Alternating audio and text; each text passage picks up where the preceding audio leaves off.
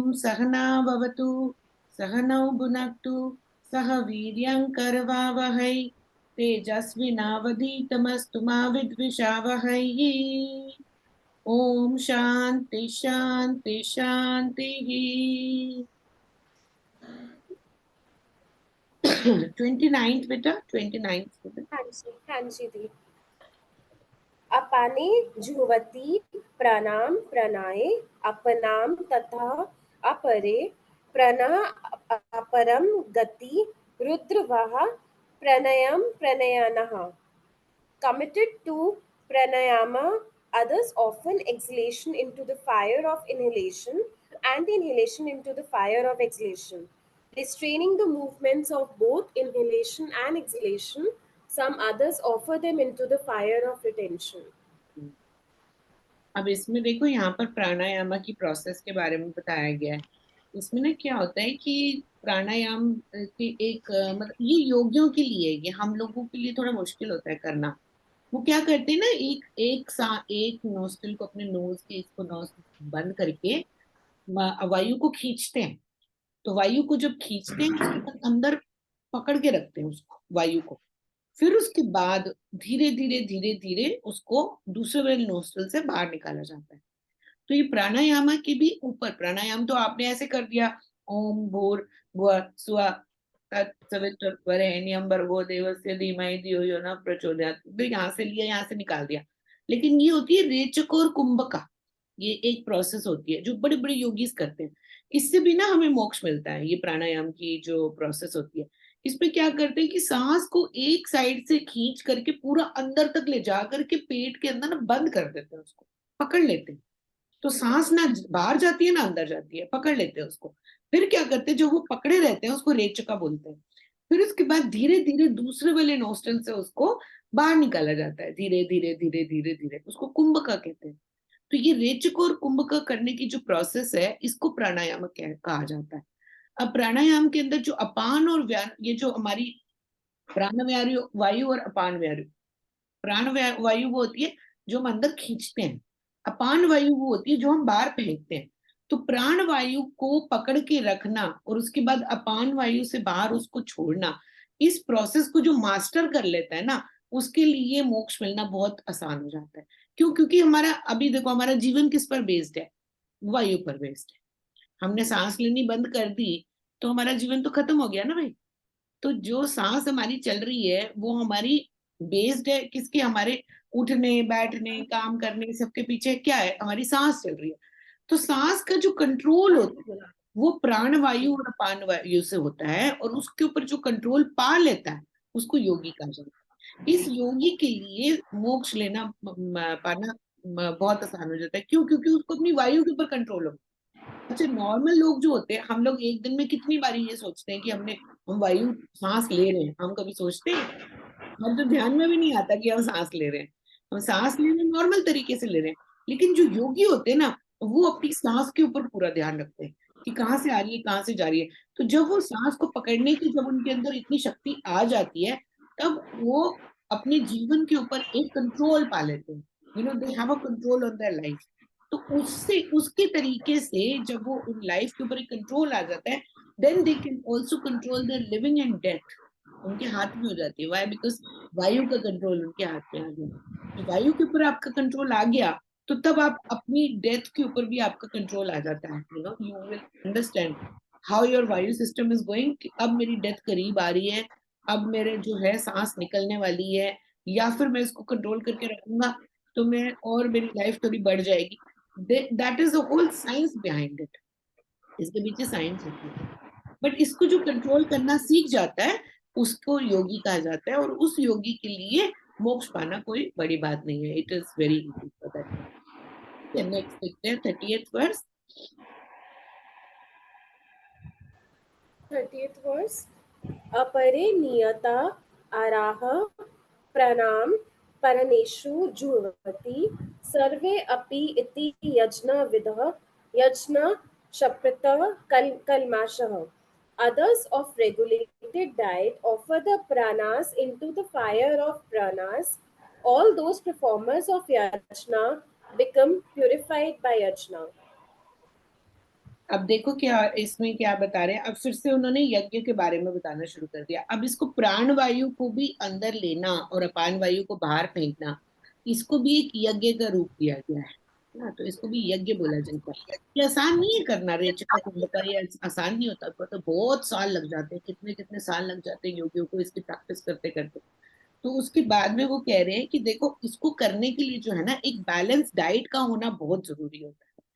तो balance diet अगर आपकी नहीं है तो आपका आपके सांस के ऊपर कंट्रोल नहीं आता। अच्छा, हम लोगों के लिए तो ये बहुत दूर की बात है, क्यों, हमारा तो पता भी नहीं चलता हम एक दिन में कितनी सांस लिए। लेकिन आप ध्यान से देखना, हमेशा हम जब भी नॉर्मल लोग जो है ना, हम हमेशा एक नोस्टल से सांस ले रहे होते हैं, दोनों में से एक हमारा हमेशा खुला हुआ होता है, एक हमेशा बंद होता है, ज्यादातर बंद होता है। ये आप देखना, अभी दिन में कभी भी आपको पता चलेगा ना, एक बार ही सोच करके देखना कि मैं कौन सी उससे सांस ले रही हूँ, तो पता चल जाएगा आपको किसमें से जा रही है अंदर। एक साइड आपकी खुली होगी, एक बंद होगी यूजुअली। लेकिन जिसको दोनों खोलने आ जाते हैं और उसको पता होता है कि 3 घंटे मुझे ये वाले नोस्ट्रल से लेनी है, 4 घंटे मुझे ये वाले नोस्ट्रल से लेनी है, उसको कमांड आ जाता है पूरा सांस लेने का, तो उसको योगी कहा जाता है। ये छोटी मोटी बातें नहीं है, ये हमारे योग की प्रक्रिया जो बहुत पुरानी है। ये योग के अंदर जो हमें सिखाया जाता है ना, ये छोटा खाली आपने उल्टे लटक गए और आपने प्राणायाम ऐसे ही कर लिया, वो सब नहीं होता। योग तो बहुत ज्यादा, इतना ज्यादा पावरफुल होता है कि लोग अपनी सांस को पकड़ करके अपने जीवन को पकड़ करके बैठ जाते हैं कि मैं तेरे को जाने नहीं दूंगा। जिंदगी को, जीवन को पकड़ करके बैठ जाते हैं। योगियों में तो इतनी ज्यादा शक्ति होती है कि मैं तुझे जाने नहीं दूंगा। तभी तो आप देखो जा करके, ये बद्रीनाथ चले जाओ, केदारनाथ चले जाओ, गंगोत्री चले जाओ, 140 साल के बैठे हुए हैं योगी, 150 साल के, 150 साल के योगी बैठे हुए हैं वो एक ही कपड़ा पहन करके। सांस के ऊपर कंट्रोल है उनको पूरा, वो निकलने ही नहीं देते उसको बाहर, ऐसे कंट्रोल करके रखते हैं। प्राणायाम से इतनी शक्ति होती है उनके अंदर कि वो अपने जीवन को पकड़ करके रख लेते हैं, इतनी शक्ति होती है। दांत उनके वैसे के वैसे रहेंगे। मैं तो हैरान हो गई थी जब मैं गई थी गंगोत्री, गोमुख गई थी पैदल चल के। बट 19 किलोमीटर ऊपर है वो गोमुख गंगोत्री से। और वहां पर आपसे जाने से पहले लिखवाया, अब तो पता नहीं करवाते हैं या नहीं कराते, उस टाइम तो बहुत रिस्की था जब मैं गई थी। तो जाने से पहले लिखवा लेते हैं कि कोई लाइफ इंश्योरेंस काम नहीं करेगी, कोई कुछ नहीं करेगा, आप अपने रिस्क पर जा रहे हो, आप बचे तो बचे, आप नहीं बचे तो हमारा कोई आपकी जिम्मेवारी लेने के लिए नहीं है। तो वो इतना खतरनाक ट्रैक है उसका, गोमुख का। इतना छोटा सा रास्ता होता है, नीचे खाई होती है, ऊपर खाई होती है, ऊपर से पत्थर गिर रहे हैं आपके ऊपर, गिरा आप नीचे गए, खत्म, कुछ पता नहीं है। तो और रास्ता बिल्कुल कच्चा, खाली 3-4 फुट का रास्ता होता है बिल्कुल, और उसमें आप जा रहे हो, आने वाले भी आ रहे हैं। बड़ा ही मुश्किल ट्रैक होता है करना। और जब गोमुख हम ऊपर पहुंचे तो बर्फ के पूरे पहाड़ है, बर्फ वहां से पिघल के गंगा जी बन रही है, और यहाँ पर सारे योगी बैठे हुए हैं। गुफा बनाई हुई है ना बर्फ के अंदर, बर्फ के अंदर गुफा बना करके एक कपड़ा यहाँ पहना हुआ है बस, और रजाइयां उनके पास पड़ी हुई हैं। नीचे उन्होंने गुफा के अंदर जो है ना, साइड में शीट्स लगाई हुई थी इसकी, बैम्बू की, वो शीट्स लगा करके टेंट से, टेंट जो होता है उससे उन्होंने गुफा बना करके नीचे रखे हुए थे गद्दे, और उसके ऊपर बैठ करके आराम से बैठे हुए अपना मेडिटेशन कर रहे हैं। और उनकी जिम्मेवारी, उनको कोई मतलब नहीं, खाने पीने से कोई मतलब नहीं है, उनको जिम्मेवारी लेने के लिए बीएसएफ वहां पर तैयार है। तो इंडियन गवर्नमेंट उनको वहां पर जो है खाना पानी पहुंचाती है दिन रात, चाय से लेकर के खाने तक। अगर बर्फ की वहां पर, मतलब जो वो आंधी है, नहीं आती बर्फ की आंधी आती है, तो उस टाइम पर भी इतनी तेज बर्फ हो रही होती है, हिलते नहीं, टस से मस नहीं होते, बैठे रहते हैं अपने मुद्रा के अंदर और अपना मेडिटेशन करते रहते हैं। तो बीएसएफ के जवान जब हम गए तो चारों तरफ वो थे, और उन्होंने हमें बताया कि हम लोगों के यहाँ पर हेलीकॉप्टर से खाना आता है इनके लिए, योगियों के लिए, और हम इन योगियों को खाना देते हैं, क्योंकि ये जो है इनके योग की वजह से धरती जो है इस टाइम पर संयम पर खड़ी हुई है। क्यों, देखो योग के अंदर कितनी शक्ति होती है। अगर योग ना करे ना योगी, तो हम लोग तहस नहस हो जाएं। जैसे गंगा जी से एक बार ही पूछा कि भाई आपके पास आकर के सारे अपने पाप धो करके चले जाते हैं, तो आप शुद्ध कैसे होते हो? कहती कि अगर 1000 पापी चले गए अपने पाप धो करके, एक पुण्य आत्मा ने आकर के मेरे अंदर स्नान कर लिया, तो मैं फिर से शुद्ध हो जाती हूँ। तो ये जो योगी होते हैं ना हमारे, ये वहां पर बैठ करके योग कर रहे हैं, लेकिन उनकी तपस्या की वजह से हम जीवन में जी रहे हैं। इतनी स्ट्रेंथ होती है, इतना पावर होता है उनके अंदर। तो हमें हम, और इसीलिए हमारी इंडियन गवर्नमेंट जो है उनको, उनका ध्यान रखती है, चाय से लेकर के, खाना से लेकर के, हेलीकॉप्टर से उनको पहुंचाया जाता है। वहां पर बर्फ में बैठे हुए हैं, एक पत्ता लेते हैं, एक पत्ता लेकर के उन्होंने जबान पे रखा, उनका बॉडी टेम्परेचर बढ़ गया, आयुर्वेद, आयुर्वेद की शक्ति है। वहां जाओगे तो आपको आयुर्वेद के इतने सारे हर्ब्स ही हर्ब्स मिलेंगे आपके आसपास। और ये भी इटालियन हर्ब्स, पार्सले और जितने भी हर्ब्स हैं हमारे, वो सारे वहां पर उग रहे हैं पूरे बर्फ के अंदर। और वो एक पत्ता मुंह में डालते हैं, उनके अंदर शक्ति आ जाती है। एक पत्ता मुंह में डालते हैं, उनको जुकाम नहीं होता, बुखार नहीं होता। ऐसी ऐसी शक्तियां हैं हमारे अंदर, हमें पता ही नहीं है। यहाँ पर रह करके हमें पता भी नहीं चलता कि हमारी धरती के ऊपर कितनी शक्ति है। और आयुर्वेद कहाँ कितना ज्यादा स्ट्रांग है, देखो कि उनको 150 साल 200 साल उनकी उम्र है, वो बैठे हुए आराम से बातें कर रहे हैं, सब कर रहे हैं। तो उनकी वजह से हम लोग जो है वो जी रहे हैं।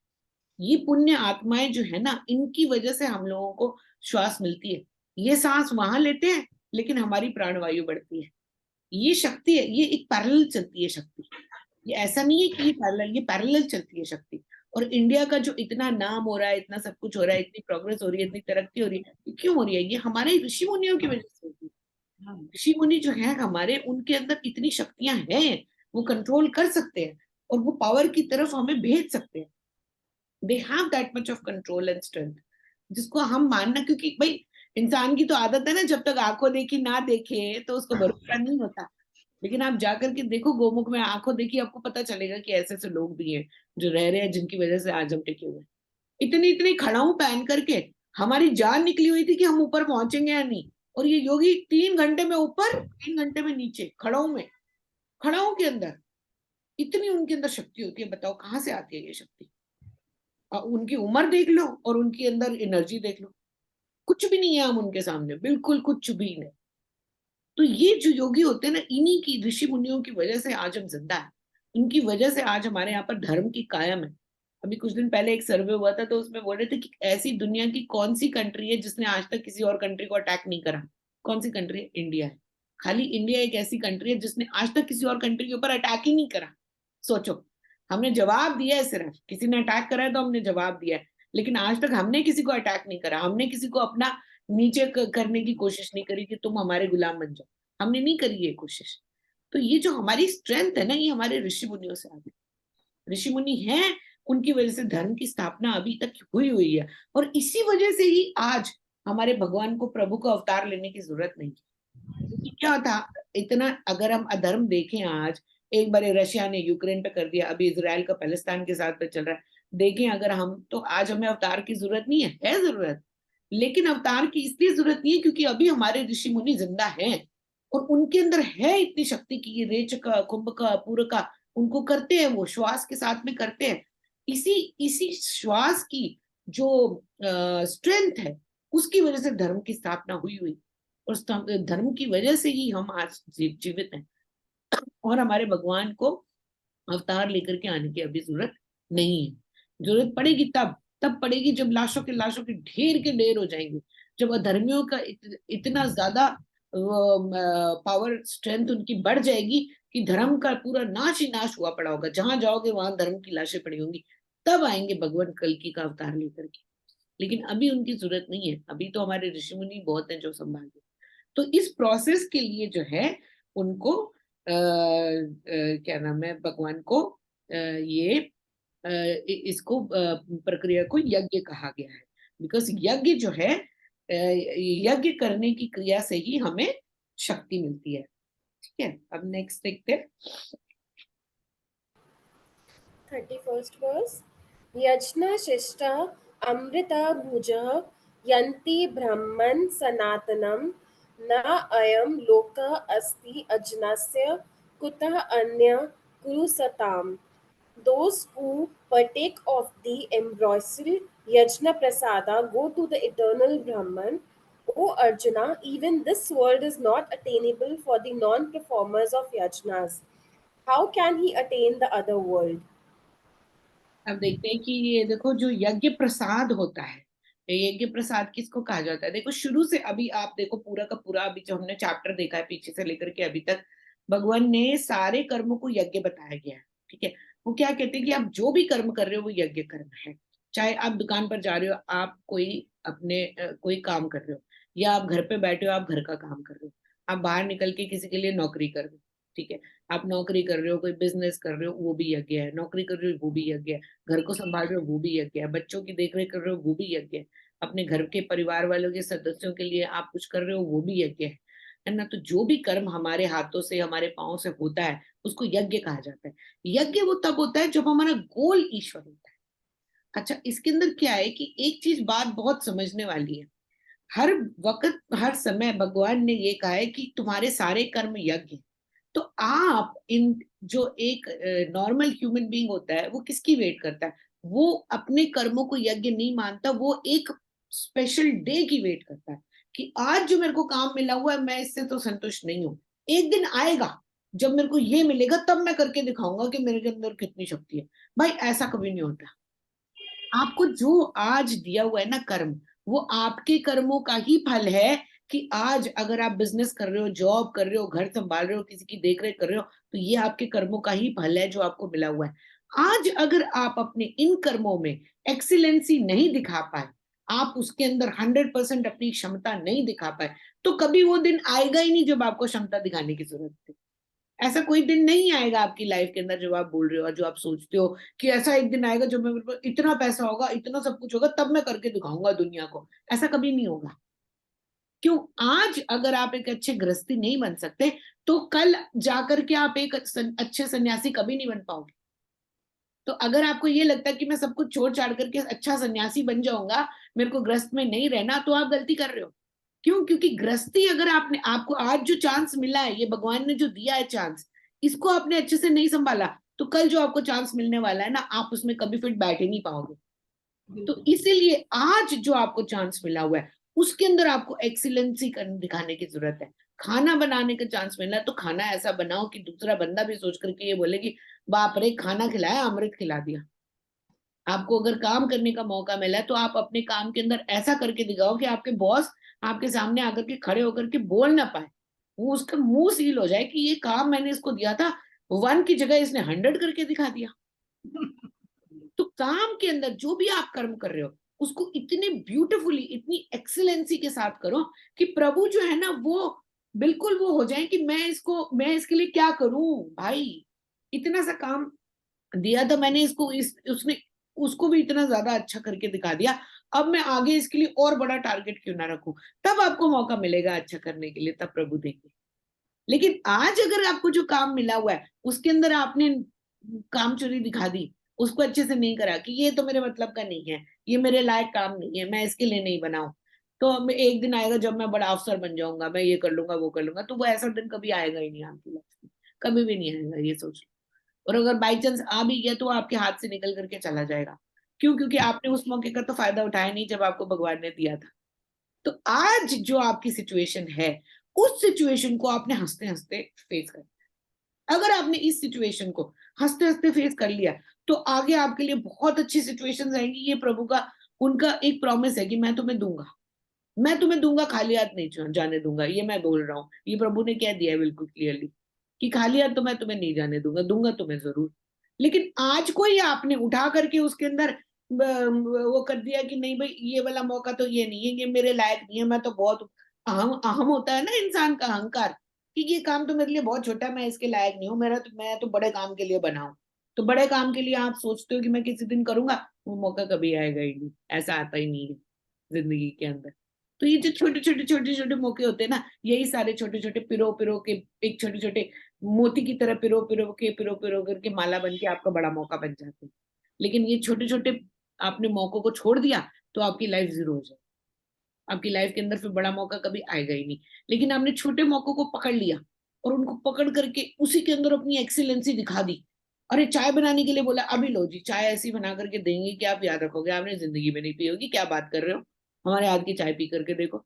तो वो मौका अगर आपने अच्छे से कर लिया, तो प्रभु कहते हैं कि जो क्षण मैंने तुझे दिया है, तू उसको जी करके तो देख अच्छे से पहले। लेकिन तू उस क्षण को नहीं जी रहा। तू तो सुबह उठता है, कहता है एक दिन आएगा जब मेरे पास ये होगा, तब मैं ये करूंगा। तो तब तेरे लिए वो क्षण मैं क्यों लेकर के आऊं भाई? जो आज तेरे को जिंदगी दी है, आज तेरी सांस चल रही है, तो उसको अच्छे से फायदा नहीं उठा सकता, तो तेरे लिए आगे मैं क्यों दूसरा क्षण लेकर के आऊं? पहले उसका फायदा तो उठा।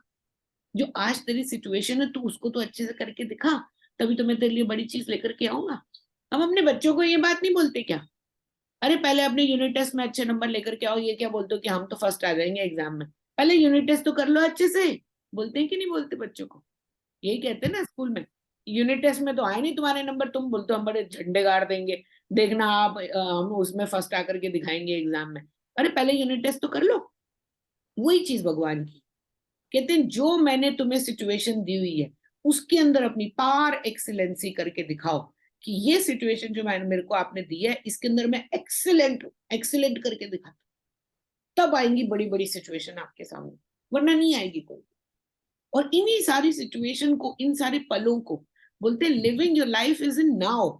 ये now now now now now बन करके एक बहुत बड़ा आपका टुमारो बन जाए, लेकिन आपने नाव को छोड़ दिया, आज की इस सिचुएशन को छोड़ दिया, इस क्षण को नहीं पकड़ा और करके नहीं दिखाया, तो फिर कल बड़ा आएगा ही नहीं। कहां से आ जाएगा सुनहरा दिन? आ ही नहीं सकता। इसलिए जो आपके पास है उसको पकड़ो। मोदी जी ने क्या करा हमारी कंट्री को, जिस टाइम पर उन्होंने शुरू किया काम करना हमारी कंट्री के लिए, कितने साल, अब 8-9 साल हो गए ना उनको करते करते। जब उन्होंने शुरू किया था तो कैसे गंदी पड़ी हुई थी कंट्री पूरी, करप्शन भी थी, है, गंद भी था, हर जगह पर चीटिंग थी, लोग एक दूसरे को वो जो जिनको धन मिल रहा था वो धनी होते जा रहे थे, निर्धन के और निर्धन होते जा रहे थे। गंदी पड़ी हुई थी कंट्री पूरी की पूरी। उन्होंने क्या करा, कहा कि नहीं मैं इसी को ही सही करूँ, धीरे धीरे करूंगा लेकिन करूंगा सही। आज देखो 9 साल 10 साल के अंदर उन्होंने कहां से कहां पहुंचा दी हमारी कंट्री। ऐसे ही अगर 5-6 साल और वो करते गए तो हमने तो वो आज वर्ल्ड के तीसरे नंबर पर आ गए हैं, नंबर 1 भी हो सकते हैं हम तो, क्यों नहीं हो सकते?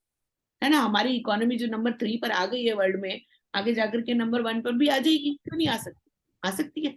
पर उन्होंने क्या करा, उन्होंने वेट नहीं करी कि ये इसके अंदर कोई आएगा मेरा कोई साथ देगा, मैं लोगों को साथ इकट्ठा करके करूंगा कुछ। उनका ना मैं अकेला हूं, इतनी बड़ी कंट्री जैसे भी है मेरे को दे दी है प्रभु ने, आज मेरे को चांस मिला, मेरे को इसी को बढ़िया करके दिखाना है, बस। शुरू हो गए वो। और देखो करते करते करते करते मोती पिरोते गए, एक एक एक एक एक, एक कर्म का। हाईवे बनाने डाल दिया, ट्रेन लानी है डाल दी, इससे बात करनी होकर सारे सारे देशों के जितने भी राष्ट्रपति है सबसे मिलकर के, सारे प्रधानमंत्रियों से मिलकर के, सबसे किसी से एड ले रहे हैं, किसी से कुछ ले रहे हैं, किसी से उनकी टेक्नोलॉजी ले रहे हैं, किसी को हमारे यहाँ से बाजरा पहुंच रहा है। आपको पता है सबसे ज्यादा बाजरा पूरी दुनिया में आजकल, एक तो ये बड़ी अच्छी बात हो गई दुनिया के अंदर कि सब डाइट फ्री वो हो गए, डाइट के ऊपर आने लग गए हैं कि हमें डाइट फूड खाना है। तो वो डाइट फूड खाने के चक्कर में सबसे ज्यादा क्या खाया जा रहा है, मिलेट। मिलेट खाते हैं। और मिलेट सबसे ज्यादा उगता कहाँ पर है, हमारे इंडिया के अंदर। इंडिया के अंदर उगता है, तो इंडिया जो है वो नंबर 1 पे आ गया मिलेट को एक्सपोर्ट करने के लिए, क्योंकि सिचुएशन देखो। तो जब आपका मौका मिलता है आप उसको यूज करते हो ना अच्छे से, तो सिचुएशंस भी आपकी ऐसी बन जाती है कि आपको अपनी एक्सीलेंसी दिखाने का मौका मिल जाता है। ये हुआ आप देखो मतलब मोदी जी के साथ में, कि वो उन्होंने जैसे ही शुरू करना काम शुरू किया, एकदम से तहलका आ गया पूरी दुनिया में, योग फैल गया। एकदम से तहलका आ गया पूरी की पूरी दुनिया को, मिलेट की जरूरत पड़ गई कि हाँ भैया हमें तो चाहिए, सबको बाजरा खाना है, सबको बाजरे की रोटी खानी है, सबको उसकी जरूरत पड़ गई, क्यों डाइट करनी है डाइट करनी है डाइट करनी है ना। तो ये जैसे ही आप जब शुरू करते हो ना काम करना, तो पूरी दुनिया आपके साथ आ जाती है, पूरी दुनिया की एनर्जी आपके साथ आ जाती है कि हम भी आपके साथ चलेंगे। ये यूनिवर्सल एनर्जी को अट्रैक्ट करते हैं। ठीक है। तो उसी को ही बोला जाता है कि योगी जो है अपने हर क्षण को यूज करता है, चाहे वो सांस लेने की बात हो, चाहे वो काम करने की बात हो, और हर जितने भी उसके पास अपॉर्चुनिटीज होती हैं उनको यज्ञ का रूप दे देता है। और यज्ञ का जो प्रसाद खाता है उसको, उसके लिए फिर जो है मतलब उसको क्या, स्वर्ग मिलना तो उसके लिए चुटकियों की बात है, बाकी मोक्ष मिलना उसके लिए है भी नहीं कोई मुश्किल। क्यों, जिसने स्वर्ग यज्ञ का प्रसाद धारण कर लिया उसके लिए मोक्ष मिलना बहुत आसान है, यज्ञ का प्रसाद। अब इसी यज्ञ के प्रसाद को अगर आप प्रसाद बुद्धि की तरह यूज करते हो, एक वर्ड होता है प्रसाद बुद्धि। प्रसाद बुद्धि का मतलब होता है कि मैं जो करूंगा, मेरे को जो भगवान ने बुद्धि दी है, मेरी बुद्धि ही मुझे अच्छे कर्मों की तरफ लेकर के जाएगी। आप ये सोचो कि आज अगर आपके दिमाग में कोई थॉट्स आ रहे हैं, तो वो क्यों आ रहे हैं, वो भगवान की वजह से। आपको एकदम से अपने आप से कोई थॉट्स नहीं आते, ये थॉट्स दिलाने वाला भी कौन है, वो भी प्रभु ही। थॉट्स बन के कौन आया, वो भी प्रभु ही। हमारे दिमाग के अंदर ये जो चीजें आती हैं, आपने बैठे बैठे सोचा, एक संकल्प ले लिया कि भैया मेरे को तो कीर्तन कराना है घर में, ये संकल्प लेने की आपके अंदर जो आई चीज, वो किसने डाली? प्रभु ने ही डाली। प्रभु ने डाली ना। उन्होंने कहा कि भाई तेरे अंदर मैं ये करता हूं ताकि तेरे हाथों से कोई अच्छा काम हो, टी शर्ट बदलो, और तेरे हाथों से कोई अच्छा काम हो और फिर तेरे को उसका फल मिले। आपको उसका फल देने के लिए प्रभु ने पहले आपके दिमाग में ये डाल दिया कि तू सुंदरकांड का पाठ करा ले।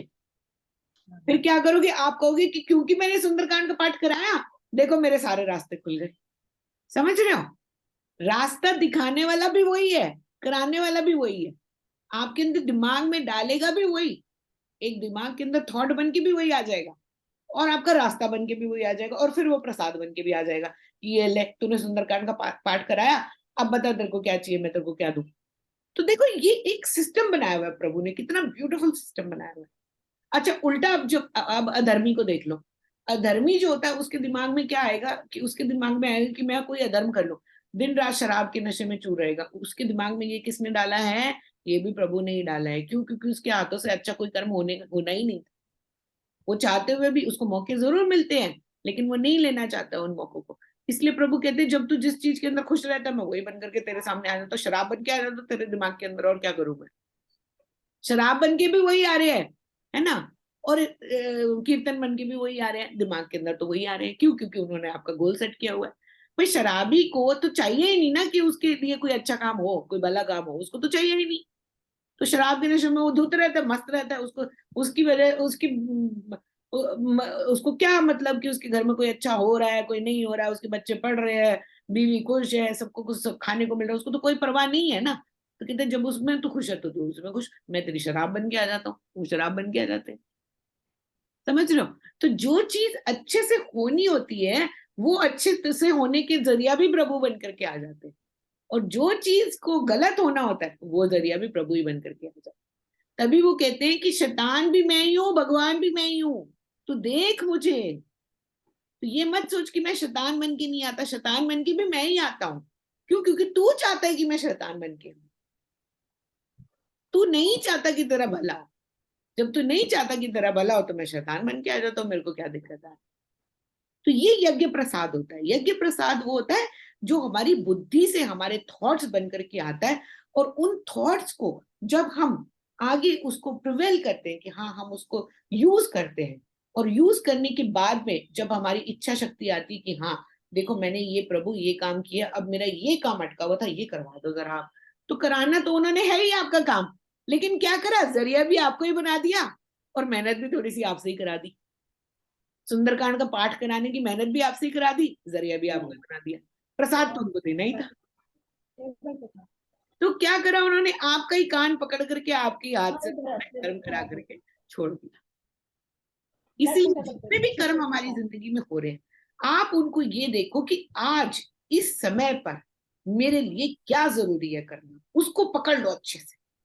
उसको अच्छे से पकड़ लिया ना आपने, फिर आपकी पूरी की पूरी लाइफ सेटल है। फिर आपको कुछ सोचने की जरूरत ही नहीं कि आगे क्या होगा, अच्छा होगा या नहीं होगा। मैं तो कभी कभी ये सोचो कि भगवत गीता लिखने का दिमाग में आया, कितने अब 3-4 साल हो गए, ठीक है।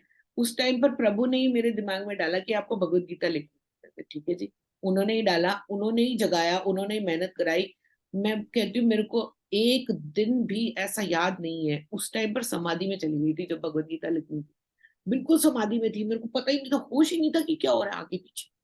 और मुझे देख करके घर पे राही और स्वयं डर जाते थे आंखें देख करके, एकदम आंखें लाल, जैसे प्रभु ने पूरा पूरा वश में कर रखा हो कि तुझे ये लिखना है, लिखना है, लिखना है, लिखना है, लिखना है, लिखना है। और लिखते गए, लिखते गए, लिखते गए, लिखते गए, इतनी बड़ी, इतनी बड़ी, इतनी मोटी किताब बन गई। बताओ ये कोई आसान होता है इतना इतना काम करना?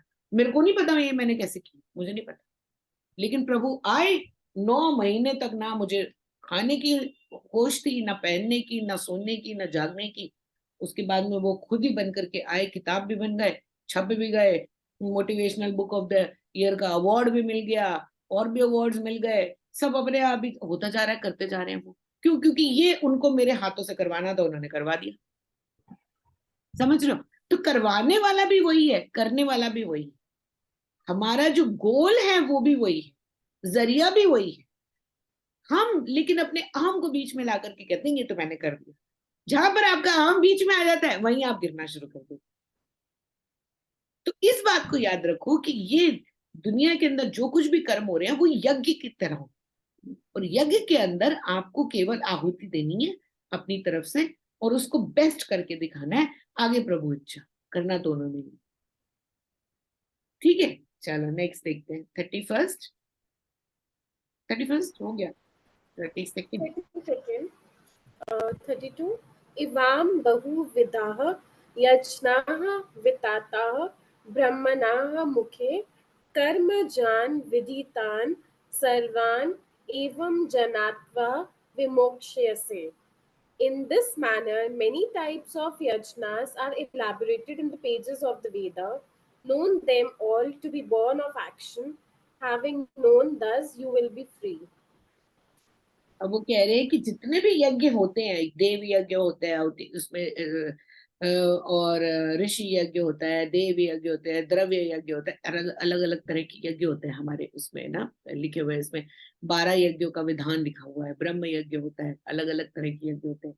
तो कहते हैं कि जितने भी तरह के यज्ञ होते हैं उनको वेदों के अंदर बताया गया है। वेद क्या है? हमारे 4 वेद। 4 वेद के अंदर जो जो हमारे जो 4 वेद लिखे हुए हैं, ऋग्वेद, सामवेद, यजुर्वेद और अथर्ववेद, ये 4 वेद हमारे लिखे। अच्छा, इन 4 वेदों को आज से 10,000 साल पहले लिखा गया था। ठीक है, अब इनको कहा जाता है कि ये वेद जो है ये भगवान की ही वाणी है। उन भगवान ही है ये 4 वेद। इनको भगवान के 4 अंग भी बुलाया जाता है। और ये भी बोला जाता है कि ये 4 वेद जो है ये प्रभु की ही वाणी है, इनको प्रभु ने ही लिखा है।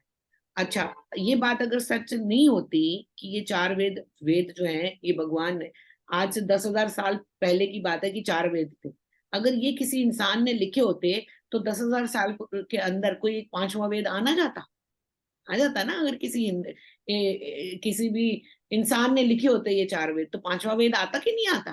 लेकिन आज तक 10,000 साल के अंदर भी इसमें किसी की हिम्मत नहीं पड़ी है कि 5वां वेद लिख करके दिखा दे।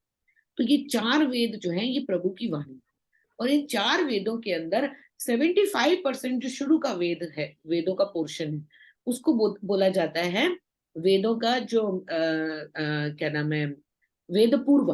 वेद पूर्व का मतलब है इसके अंदर आपका कर्म कांड का व्याख्यान किया गया है कि जो भी कर्म करना है उसको किस तरीके से करना है। जैसे कि आपको बच्चे का नामकरण करना है तो वो किस विधि से होगा, उस विधि को किस तरीके से किया जाएगा, नामकरण किस दिन होगा, किस विधि के साथ होगा, क्या क्या उसके अंदर यज्ञ होंगे, कौन सी पूजा होगी, कौन से देवताओं को बुलाया जाएगा, कौन से मंत्र बोले जाएंगे, किस तरीके से उसको नामकरण को किया जाएगा। तो इसका पूरा विधान जो है वो वेद पूर्व में किया गया। तो हमारे जितने भी कर्म जो हम करते हैं, चाहे वो नामकरण हो गया, गृह प्रवेश हो गया, शादी हो गई, अंत्येष्टि हो गई, जितने भी कर्म हमारी जिंदगी में होते हैं उन सबका एक सिस्टमैटिक तरीका होता है। जैसे कि अब श्राद्ध चल रहा है, तो श्राद्ध के अंदर क्या करना चाहिए, किसका श्राद्ध किस दिन आ रहा है, उस दिन उसके लिए क्या करना चाहिए, ये सब सिस्टमैटिकली उसके अंदर लिखा गया है। हमारी काम वाली आती है, तो आज आई तो मैंने कहा क्या हो गया, तो इतनी लेट क्यों आई है? श्राद्ध था। तो आज नहीं, कल परसों की बात है। तो मैंने कहा श्राद्ध था तो क्या कर रही थी, इतनी लेट क्यों हो गई? दारू लेने गई थी। मैंने कहा सुबह सुबह तू दारू लेने क्यों गई थी? कहती मेरा पति का श्राद्ध था, वो तो पी पी करके मर गया। मैंने कहा जिस दिन उसका श्राद्ध में एक दारू की बोतल तो चढ़ा दे, वरना ऊपर से गाली देगा मुझे कि मेरे को शराब भी नहीं पिलाई तूने।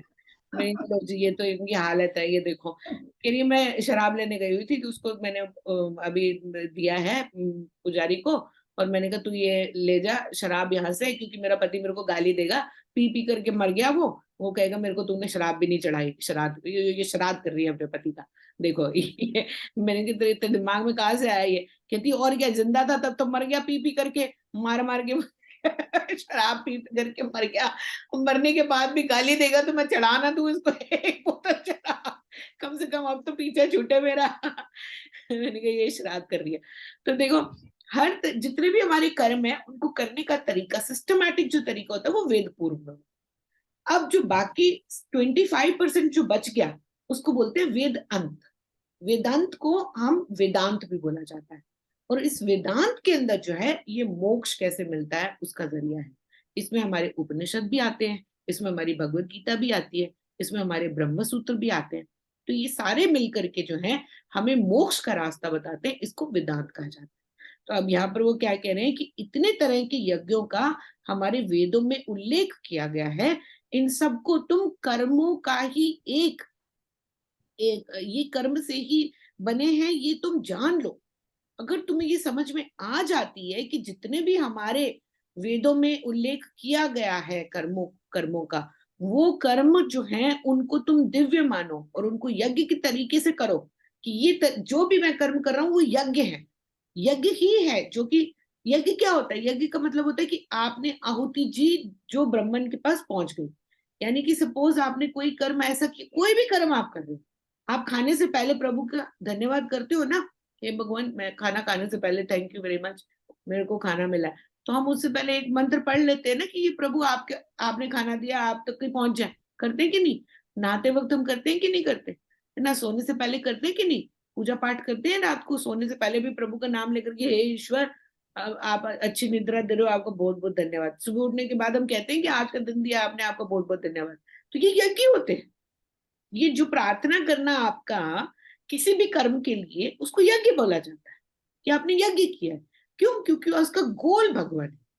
तो जब आपका गोल भगवान हो जाते हैं कि आपने जो भी कर्म कर रहे हो उसका गोल भगवान है, तो उसको जो यज्ञ का आपको फिर प्रसाद मिलता है, उस प्रसाद को आप ग्रहण करते हो। अब देखो बड़ी सुंदर वेदों में हमारे एक बड़ी सुंदर प्रार्थना दी है रात को सोने से पहले। वो क्या कहते हैं? कायेन वाचा मनसेन्द्रियैर्वा बुद्ध्यात्मना वा प्रकृते स्वभाव करोमि यत् सकलम परस्मै नारायणायेति समर्पयामि। काया से, कायेन वाचा मनसेन्द्रियैर्वा, यानी कि काया से, वाक से, शरीर से, मेरी बुद्धि से, प्रभु जितने भी कर्म होते हैं पूरे दिन में, आज जितने भी कर्म हुए हैं मुझसे, वो सारे के सारे नारायणायेति समर्पयामि, मैं तुम्हें समर्पण करता हूँ। जितने भी मेरे से आज सुबह से लेकर के रात तक कर्म हुए हैं, मेरी काया से हुए हैं, मेरी वाक से हुए हैं, मेरे बोलने से हुए हैं, बोलने बोलना भी तो कर्म होता है कि नहीं होता? मैंने, मेरे से कोई हर्ट हो गया, किसी को मैंने खुशी दे दी, जितने भी कर्म मेरे से पूरे दिन में हुए हैं वो सारे के सारे आपको समर्पण। अब रात को सोते सोते अगर मेरे को डेथ आ भी गई, मैं मर भी गया, तो कम से कम ये तो है कि मेरा बैलेंस हो गया कर्मों का, है ना? कर्मों कर्म तो मैंने सोने से पहले सारे आपको पकड़ा दिए, ये लो भैया मेरे आज के पूरे दिन का कोटा आपके पास आ गया। अब रात को मर भी गया मैं तो कोई बात नहीं, मेरे को तो कोई दुख नहीं है, कर्म तो सारे मैं आपको पकड़ा करके सो रहा हूँ। सारे कर्म तो आपने भगवान को दे दिए, अच्छे भी बुरे भी सारे के सारे। अब भगवान जाने, वो जाने, उनकी मर्जी। फिर वो करके आप सो गए। अब सोते सोते निद्रा में अगर आपको यमराज जी लेने के लिए आ भी गए, तो वो कहेंगे सबसे पहले तो तू मोक्ष ले ले। क्यों? तूने अपने कर्मों को अपने पास तो रखा ही नहीं, सारे कर्म तो तूने वापस कर दिए भगवान को। तो ले भैया तू मोक्ष ही ले ले, तेरे को तो मोक्ष ही मिलेगा। क्यों? ना तो तू पुण्य का पाप का, तो पुण्य पाप दोनों आपने पकड़ के तो भगवान को दे दिए। तो देखो ये होती है हमारे मंत्रों के अंदर, देखो कितनी सच्चाई है, कितने पावरफुल होते हैं हमारे मंत्र, कि सोने से पहले आपने सारे कर्म ही अपने भगवान को पकड़ा करके सो गए। फिर आप सुबह उठे, सुबह उठने के बाद में आपने कहा कि प्रभु आज का जो दिन है मेरा, शुरू आपसे ही हो रहा है, आपसे ही खत्म होगा। मेरे जितने भी कर्म मैं आज करने वाला हूँ वो सारे के सारे आपको समर्पण है। तो उठने के बाद भी आपने कर्म भगवान को पकड़ा दिए, सोने से पहले भी आपने भगवान को पकड़ा दिए। तो आपके पास तो कुछ नहीं रहा ना। और जब आप खाली हो गए तो यानी कि मोक्ष हो गया आपके पास। जब आप खाली, आपने तो ना अपने पास पुण्य रखा ना पाप। अच्छा, कई लोग बड़े स्मार्ट थे, कहते पाप तेरे पास, पुण्य मेरे पास। हाँ। जितने भी मैंने दिन के पुण्य करे वो मुझे मिल जाए, और पाप तुम रख लो। भगवान को कहते, भगवान के साथ भी देखो धंधा चलता है ना, बिजनेस चलता है उनका। तो कहते पुण्य का फल मुझे दे देना, पाप तुम रख लो। है, तो भगवान कहते तू बड़ा स्मार्ट बन रहा है, ठीक है तू मुझे पुण्य दे रहा है, कोई बात, पाप दे रहा है कोई बात नहीं, पुण्य तो तूने संभाल करके रखे हुए, अब इन पुण्य के साथ ही अब तेरे को निद्रा देवी के अंदर ही यमराज लेने आ रहे हैं, तेरे पुण्यों के भंडार के साथ ही तेरे को अगला जन्म दे देंगे, तेरा मोक्ष कैंसल। है ना? आया समझ में? भाई मोक्ष तब मिलता है जब आपके पुण्य और पाप दोनों से आपने पल्ला छुड़ा दिया अपना, ना आप पुण्य के रहे ना आप पाप के रहे, तब तो आपको मोक्ष मिलेगा। लेकिन आपने अगर ये कह दिया, कंजूसी कर ली वहां पर कि पुण्य का फल तो मुझे दे दो, पाप आप रख लो, कहते तो ठीक है फिर तेरे को इस पुण्य के बेसिस पर ही तेरा अगला जन्म हम तय करके तेरे को अगला जन्म दे देंगे, अभी तो फिलहाल तेरे को यमराज लेने आया, तू चल मेरे साथ। है ना? तो मोक्ष आपको तभी मिलेगा जब आप नारायण समर्पयामि, सारे के सारे कर्मों को गठड़ी बना करके प्रभु में समर्पित कर दोगे कि प्रभु ये तो सारे कर्म जितने भी मेरे से आज दिन में हुए हैं, मेरे मुंह से किसी को गाली निकली है, मेरे मुंह से किसी के लिए अच्छा निकला है, कोई मेरे दिमाग में ऐसा विचार आया है जिससे जिससे कि किसी को जेलसी का विचार आया है, किसी की घृणा का विचार आया है, तो प्लीज वो सारे के सारे कर्म मेरे से आप ले लो, आप छुट्टी कर दो अपनी। जो आपने अपनी छुट्टी कर ली, फिर आए, अब यमराज आए, धर्मराज आए, जैसे मर्जी आए, आपको तो मोक्ष मिल जाएगा, खत्म हो गई कहानी।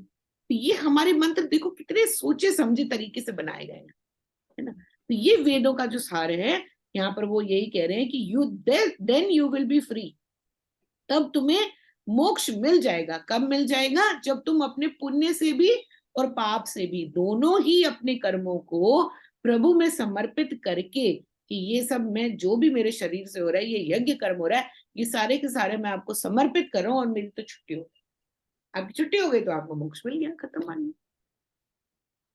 ठीक है, चलो। अभी अभी मैं वह जा रही थी, रिक्शे वाले को मैंने सपोर्ट किया, ऊपर तक चढ़ाई उसे, और फिर एक अपाइस बैठा हुआ था, मैंने उसे दे दिए 10 रुपए, और आगे उसे कह रही हूँ जोग माया माता को, मैंने कहा ले मैंने तेरी सेवा कर दी। अरे इतनी देर में एक औरत आके खड़ी हुई, बिल्कुल शेरा वाली माँ लग रही, और मेरे को प्रसाद दे रही, कह रही ले तूने कर्म किया है, ये तेरा प्रसाद तेरे को जहाँ दे रही हूँ। मैं हंस पड़ी, कहाँ से जोग माया मंदिर से आके सड़क के ऊपर मेरे को प्रसाद, बताओ। तो मैंने कहा कहते तो वहां करेंगे, ये अभी उसका फल यहाँ मिल रहा था, वहीं खड़े हुए मुझे प्रसाद दे रहे मिला, बताओ। अरे माता तो नहीं आती अंदर, अंदर नहीं आती भाई माता। यही तो ज्ञान की बात है ना। अगर आपको उसमें योग माया माँ देवी दिख गई तो यानी कि आप ज्ञानी हो।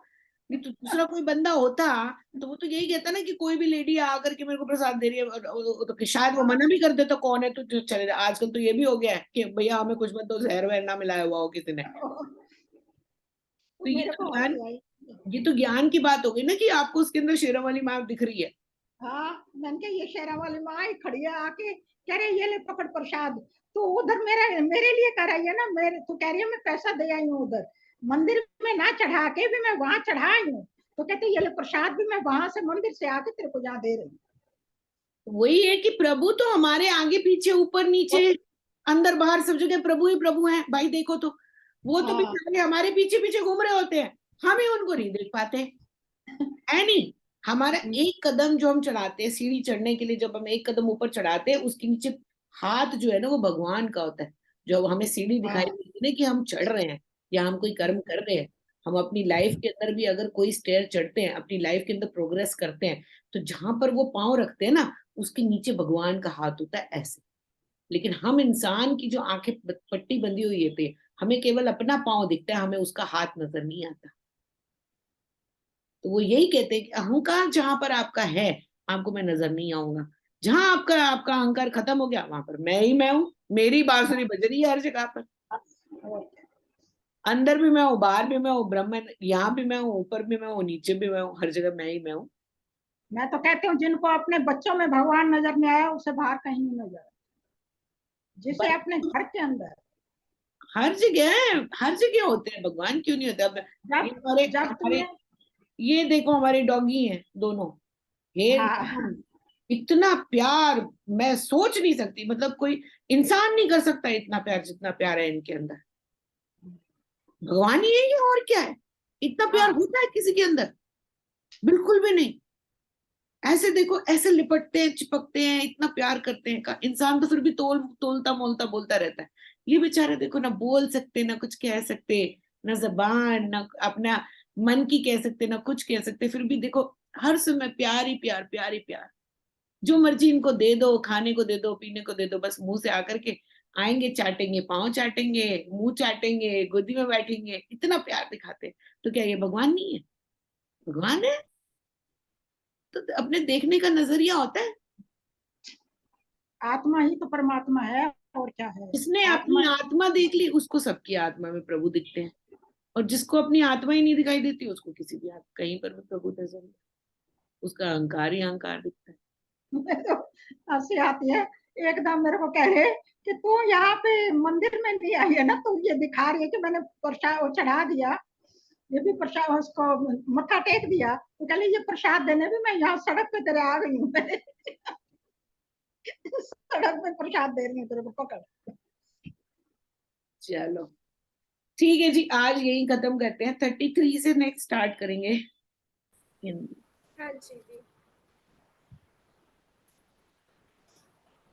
प्रियंका फिर कल कौन कौन आएगा?